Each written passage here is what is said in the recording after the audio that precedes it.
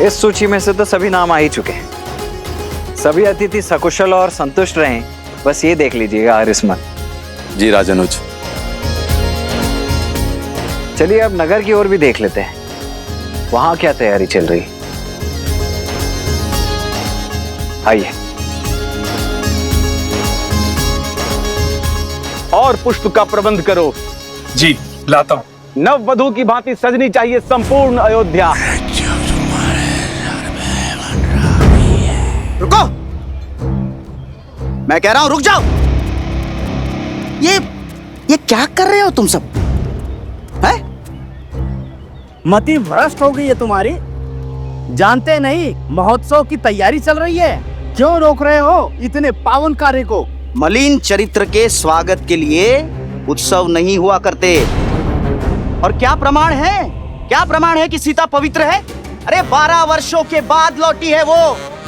पता नहीं ऐसा क्या देख लिया श्री राम ने और क्या सिद्ध कर लिया सीता ने। हे ईश्वर, देवी सीता के बारे में कैसी अशोभनीय बातें कर रही है दुष्ट। देवी सीता पर इतना बड़ा लांछन! क्या मूर्खता पूर्वक बातें कर रहे हो तुम?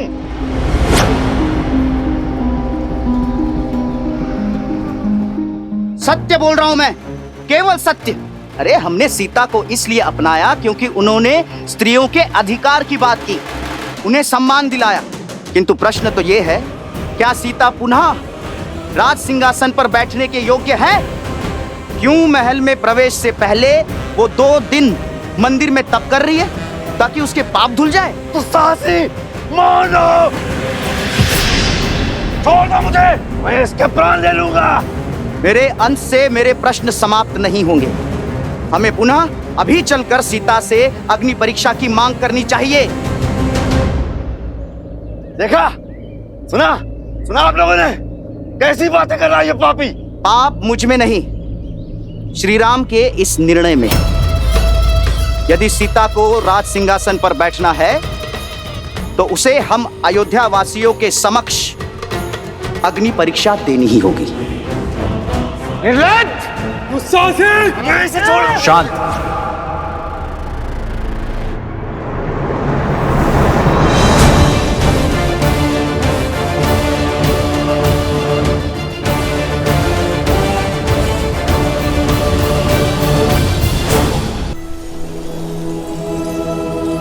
अयोध्यापति श्री राजा रामचंद्र और मिथिला कुमारी सीता के पुत्र लव और कुश मिथिला सभा में पधार रहे हैं।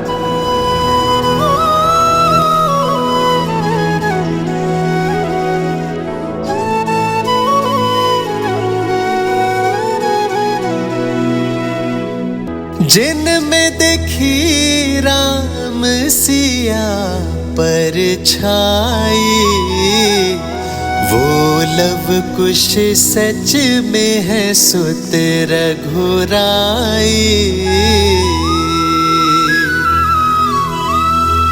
जनक सुनैना नैना बरसे धारा, सच कह ज्ञानी सुध असल से प्यारा।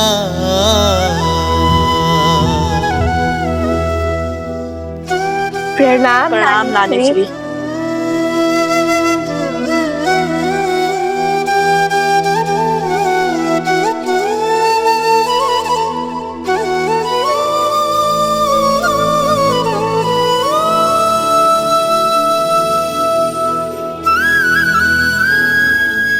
लव, कुश, मेरे नाती, जब तुम्हें पहली बार देखा था तभी मैंने सीता की छवि पाई थी। महादेव से प्रार्थना की कि मुझे ऐसे ही नाती हो, और देखो महादेव ने मेरी सुन ली। जिस घड़ी की प्रतीक्षा वर्षों से थी, आज वो घड़ी आ ही गई। मेरी सीता का संसार पुनः सुखमय हो गया। मिथिला के लिए ये समय कितना शुभ है। प्रणाम नाना श्री। आयुष्मान भव, चिरंजीव भव।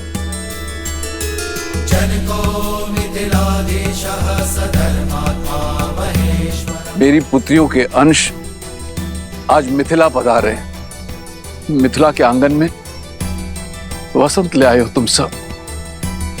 वसंत तो अयोध्या में भी आया है महाराज जनक, और इसी वसंत के उत्सव के लिए हम अयोध्या और श्री राम की ओर से संपूर्ण मिथिला को निमंत्रण देने आए हैं कि आप सब पधारे और सियाराम मिलन के साक्षी बने।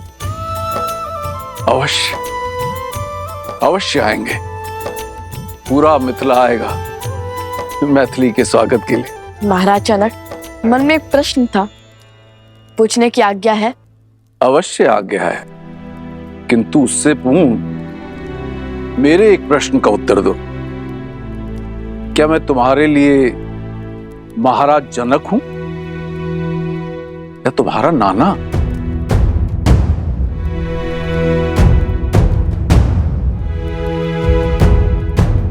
देखिए, अब ये प्रश्न उत्तर की झड़ियां बाद में लगाना। ये बालक इतनी दूर से यात्रा करके आए हैं, सबसे पहले इनकी नानी इनका सत्कार करेगी। चलो बालकों, तुम्हारी नानी ने तुम सबके लिए भिन्न भिन्न प्रकार के व्यंजन बनाए हैं। आओ, चलो आओ।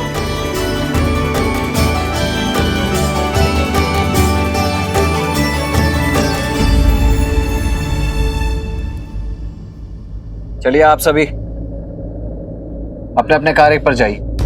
महोत्सव के आरंभ में अधिक समय शेष नहीं है, और आप में से जिस किसी के भी मन में इस मूर्ख की बातों से कोई भी संदेह उत्पन्न हो रहा है, वो सब आइए मेरे साथ।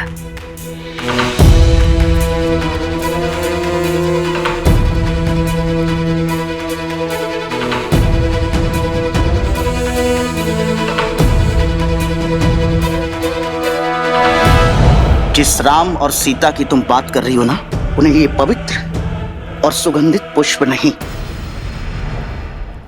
कांटों का हार मिलना चाहिए, और मैं बनाऊंगा ये कांटों का हार उन दोनों के लिए।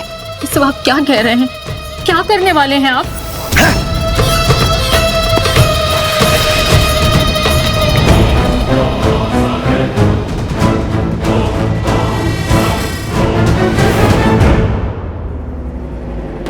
रुक क्यों गए राज अनुज? आगे बढ़िए और हमें श्री राम से मिलवाइए, क्योंकि देवी सीता की स्वीकृति जो अयोध्या और रघुकुल में हुई है, वो नियमों और रीतियों के अनुकूल नहीं है। देवी सीता पर लांछन जो है वो अयोध्या वासियों ने लगाया था, तो अब उन्हें अपनी शुद्धता, अपनी पवित्रता और अपनी सुचिता का प्रमाण भी अयोध्या वासियों के समक्ष ही देना होगा, अग्नि परीक्षा के माध्यम से।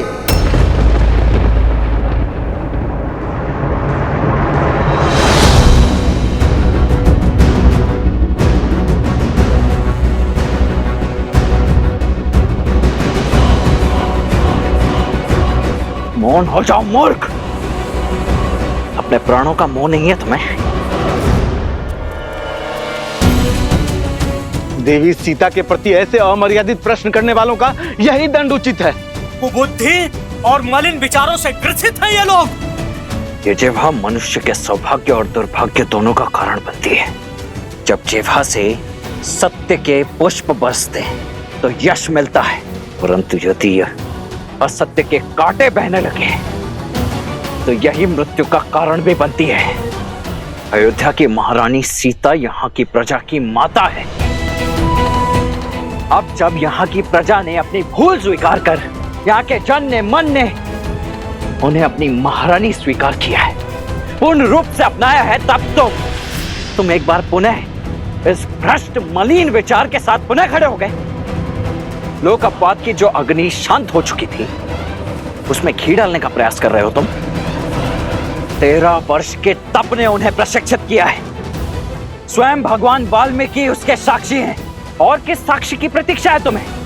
वन में मोर नाचा किसने देखा? भगवान वाल्मीकि देवी सीता के सत्य के साक्षी बने, हम तो नहीं ना। केवल कही सुनी बातों पर कैसे विश्वास कर ले? अयोध्या के लोगों ने भावनाओं में बहकर उन्हें फिर से अपनाया, किंतु हम अभी तक इस भ्रमजाल से बचे हैं। और किस आधार पर देवी सीता की शुद्धता प्रमाणित होती है, बताइए? और यदि नहीं बता सकते तो कहिए देवी सीता से आए और दे अग्नि परीक्षा, और फिर बैठे अयोध्या के पवित्र सिंहासन पर। जगाया उसे जाता है जो सो रहा हो, परंतु जो जागते हुए सोने का ढोंग कर रहा हो वो तुम जैसा कोई कुतर्की ही हो सकता है।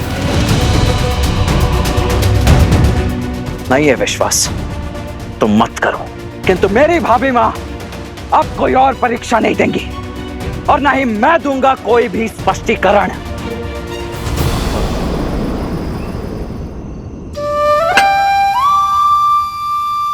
ये लो, एक और खा लो।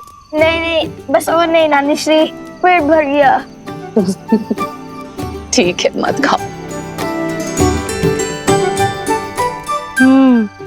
मालपुआ जो तुम अभी खा रहे हो वही तुम्हें माता के हाथों से भोज में भी खाना है। और क्या ज्ञात तो है कि नानी श्री के हाथ में अधिक स्वाद है या उनकी पुत्री हमारी बड़ी माता श्री के हाथ में?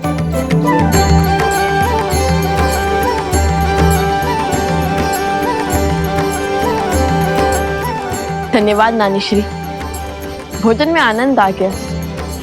अब समझा मेरी माता ने इतना स्वादिष्ट भोजन बनाना किससे सीखा है।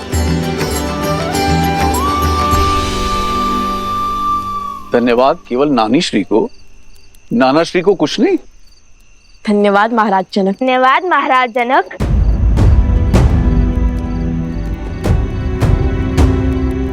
पुनः महाराज जनक, एक बार नाना श्री तो बोल दो। जब आपने हमारी माता को अपनी पुत्री नहीं माना तो हम आपको अपने नाना कैसे मान ले?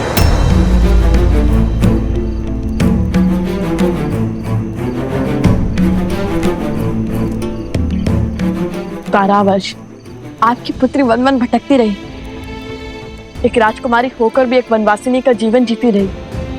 आपने उनकी सुध तक ना ली, उनसे मिले नहीं कि वो कैसी है, किस अवस्था में है, कहाँ है, कुछ भी जानने का प्रयास तक नहीं किया आपने। छोटी माता श्री से ज्ञात हुआ कि नानी श्री अस्वस्थ थी। यदि वो चाहती तो यूं माता को खोज निकालती, किंतु आप मिथिला नरेश होकर भी चूक गए। क्षमा कीजिए महाराज, हमारी मंशा आपका अपमान करना नहीं था, बल्कि हमारी मंशा तो हमारे मन में उत्पन्न हुए प्रश्न का उत्तर पाना था। वो संदेह जो हमारे मन में अभी अभी उत्पन्न हुआ, और न जाने ये प्रश्न हमारी माता के मन में कब से कचोट रहा होगा हमें, कि जिन माता पिता ने उन्हें इतना स्नेह दिया वो उन्हें अकस्मात ऐसे भूल क्यों गए, और क्यों अयोध्या की भांति मिथिला ने भी उनसे मुख मोड़ लिया।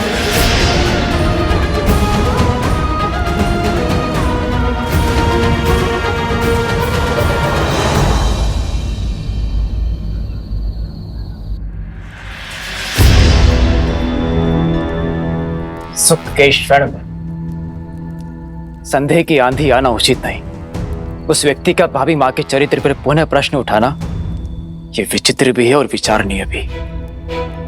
राज अनुज लक्ष्मण ने उचित किया उस पापी के साथ। मेरी मां ने तो लोक अपवाद की इस नवीन ज्वाला को भड़कने से पूर्व ही मृत्यु शैया पे सुला दीजिए, अंत कर दीजिए उस दुष्ट का। नहीं सुमन जी, राम राज्य में प्रश्नों का उत्तर दिया जाता है, दंड नहीं। उचित किया लक्ष्मण तुमने, जो उसे कोई हानि नहीं पहुंचाई। अब इस बात को यहीं दबा दो और जाने दो, हर व्यक्ति की अपनी एक सोच होती है, अपनी एक विचारधारा होती है।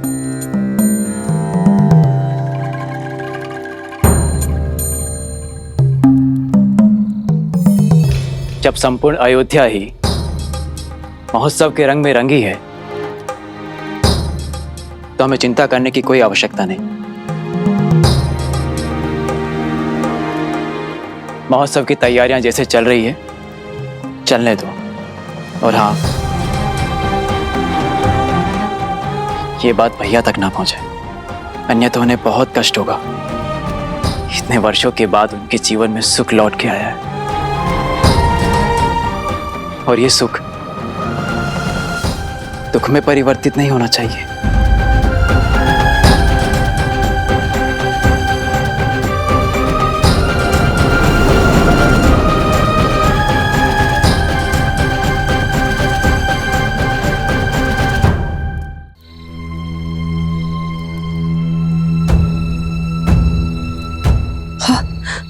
अब जब सब कुछ मंगल हो रहा था, न जाने ये कौन है जो मेरी सीता पे लांछन लगाने और उसे अग्नि परीक्षा की ललकार लेकर आ गया।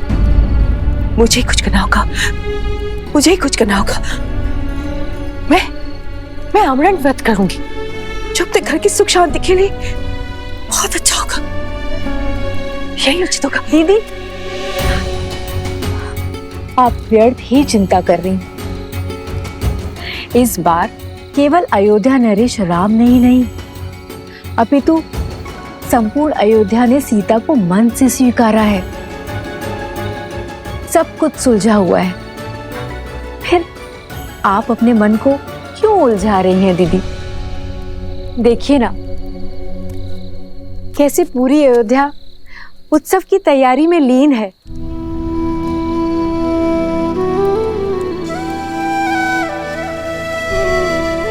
सबके मुख पे कितना हर्ष है, उल्लास है। सब कुछ शुभ है दीदी। आप व्यर्थ की चिंता त्याग दीजिए। अब जहां सहस्त्रों भले व्यक्ति होंगे, वहां एक दो बुरे भी तो होंगे ना दीदी। चलिए, अब अपने आंसू पोंछ लीजिए। यदि राम ने आपका ऐसा चिंतित मुख देख लिया ना, तो व्यर्थ में दुखी हो जाएगा हमारा पुत्र। मेरा राम।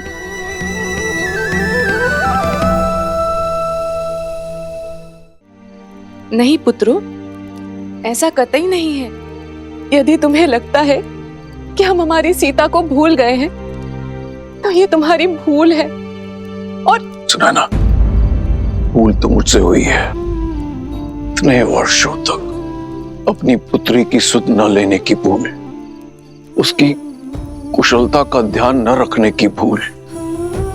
यदि संतान सक्षम भी है, तब भी माता पिता को उसके साथ खड़े रहना चाहिए। किंतु मेरे पग समाज की रीत से बंधे थे। विवाह के पश्चात जनक की पुत्री राजा राम की पत्नी बन गई, अयोध्या की महारानी हो गई।